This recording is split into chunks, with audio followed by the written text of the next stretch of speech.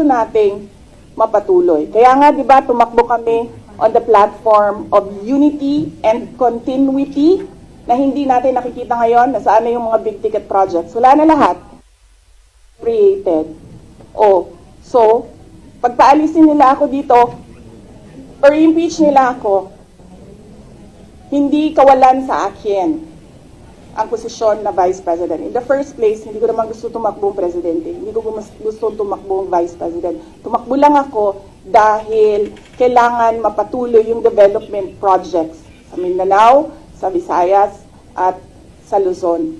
At naisip ko at that time, if I am Vice President, patututukan yung mga proyekto na yon na okay, wala na rin lahat ngayon dahil unappropriated na sila lahat. Of course not. I do not regret running for Vice President kasi imagine niyo kung ako mayor ngayon at hinahabol-habol nila ako dahil alam nilang pwedeng tumakbo ito sa 2028. Diba? Diba? So, bakit ko nire-regret yan? Hahabulin nila ako. Alam nyo, kahit matanggal nila ako as Vice President, hahabulin nila ako until the day na maupo sila sa 2028.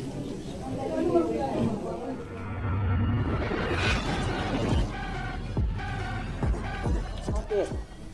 And all because, sabi ko nga, sinabi ko na dati, we are a threat to the perpetuation in power of people na interesado maging, sabihin na natin Prime Minister, kung matuloy yung niluluto nilang tsa-tsa o President, kung hindi maluto yung tsa-tsa nila.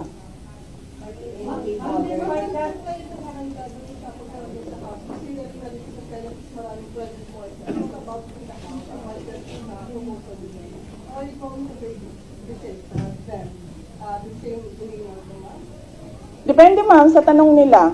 Kung kaloko naman yung tanong nila, di ba dapat kaloko din yung sagot mo? Kung maayos naman yung tanong, maayos din naman yung sagot ko. Nakita niyo naman kanina, nung nagtanong na si Senator Grace Poe, sinagot ko ng maayos.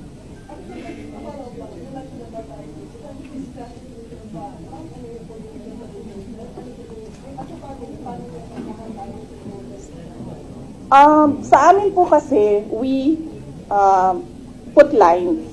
Hindi po kami nagkikriss-cross ng problema namin. Tulad po ng sinabi ko sa amin mag-asawa, kung issue niya yon, ang drug smuggling, siya lang ang magsasalita, siya ang mag-aasikaso. Yung issue ko sa confidential funds na tinitira, sa COA na hinahabol, sa impeachment na pinag-uusapan, sa akin din yon. Ganun din kami ni Pangulong Duterte. We have different set of lawyers for ICC. So, iba yung nagtatrabaho para sa kanya, iba yung kinukonsulta ko para sa akin. Hindi. Hindi. I'm not at all bothered. I am bothered na gusto nila i-frustrate ang pinili ng mga tao na maging Vice President, all because of power and politics. Pero kung ako lang, ulitin ko lang ha, unang-una, hindi ko gusto tumakbong president. Di ba nga, kaya nung tinanong ako ng magkapatid na Marcos, ni BBM at ni Senator Aimee, kung tatakbo ako, diretso ko sinabi, January of 2021, sabi ko sa inyong lahat, hindi ako tatakbong Pangulo. Totoo yun. Tapos, hindi ako tatakbong Vice President. Kasi hindi naman napag-usapan yon before the deadline of filing of candidacy. Hindi napag-usapan ang pagiging Vice Presidente. Kaya tumakbo akong mayor. Kasi ano bang pangarap ko sa buhay? Maka 3 consecutive terms na mayor ng Davao City. Yun yung pangarap ko. Tapos, pagkatapos ng filing of candidacy, lumapit na sa akin yung magkapatid na Marcos. Sabi nila, hindi kami mananalo kung hindi mo tutulungan kami sa Mindanao at sa Visayas. Sabi ko sa kanila, okay, sige, dahil maraming big ticket projects si Pangulong Duterte sa Davao City, sa Mindanao at sa ibang lugar pa ng ating bansa na gusto nating mapatuloy. Kaya nga, di ba, tumakbo kami on the platform of unity and continuity na hindi natin nakikita ngayon na saan na yung mga big ticket projects. Wala na lahat. Created. So, pagpaalisin nila ako dito or impeach nila ako, hindi kawalan sa akin ang posisyon na Vice President. In the first place, hindi ko naman gusto tumakbong Presidente. Hindi ko gusto tumakbong Vice President. Tumakbo lang ako dahil kailangan mapatuloy yung development projects sa Mindanao, sa Visayas, at sa Luzon. At naisip ko at that time, if I am Vice President, patututukan yung mga proyekto na yon na okay, wala na rin lahat ngayon dahil unappropriated na sila lahat. Of course not. I do not regret running for Vice President kasi imagine niyo kung ako mayor ngayon at hinahabol-habol nila ako dahil alam nilang pwedeng tumakbo ito sa 2028. Diba? O, diba? So, bakit ko nire-regret yan?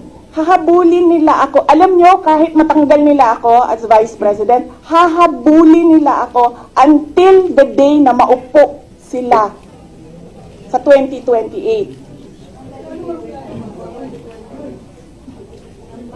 Ano? Ngayon na. Alam, mahirap sagutin ang 2028 kasi imagine niyo, pagbaba ko dito, nahulog ako doon sa hagdanan. 'Di ba? Namatay ako bukas. Sayang yung paghahanda ko. Sayang yung paghahanda ko dahil ang layo ng 2028. Dapat magplano for 2028 sa 2027 at fourth quarter ng 2026.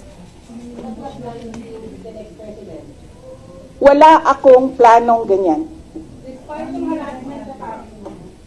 Yes, ma'am. Wala naman kaming, ano ba sinabi nila, huwag kami matakot. Hindi kami takot.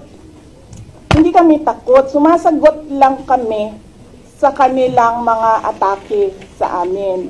At gusto lang namin ipresenta sa taong bayan ang isang perspective na ginaganito kami dahil we are a threat politically and for power.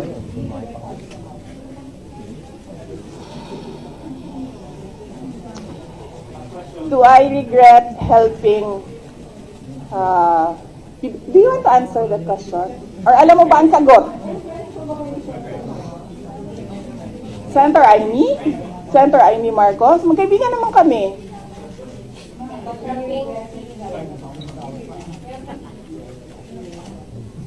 Kasi ganito yun, sabi ko nga kanina eh. Inisip ko na yan eh. Sinabi ko kanina eh. Kung hindi naman ako tumakbong Vice President, mayor ako, hahabulin pa rin ako eh. Hindi nga natin alam kung sinong mananalo nun eh. Kung hindi ako tumakbong Vice President, hindi siya ang President. So likely yung isa ang President. Lalo na yun. Kita nyo nga doon, di ba? Tanggalin daw ang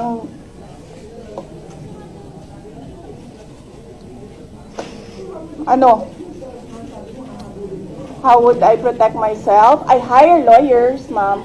Yan na lang naman kasi talaga ang magawa ko. Pero kung makikita nyo, hindi na talaga sila sumusunod sa batas, sa harassment nila. So, tatanggapin kung ano yung darating. Kaya sara-sara.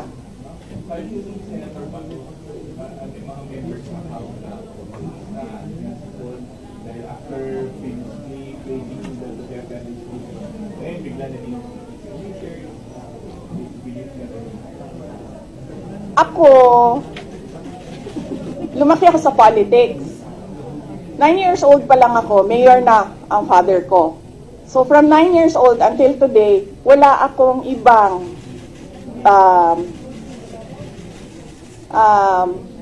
ano ba tawag dyan? Wala akong ibang universe, kundi pag-aaral, nung ako'y nag-aaral pa, and politika, nung natapos na ako nag-aral. Wala akong problema maghiwalay tayo sa politika. Diba? Kasi hindi naman talaga natin ma-define kung saan tayo bukas sa politics. Kasi eleksyon ng ang ating mga public officials dito eh. May eleksyon eh. Kaya hindi natin alam kung saan tayo papupunta bukas. Wala akong problema. Maghiwalay tayo lahat. Diyan kayo lahat. Dito ako mag-isa. Ang hindi ko nagugustuhan ay yung pambabastos. Yun. Pwede naman tayo maghiwalay sa politika eh. Huwag lang maging bastos. Thank you.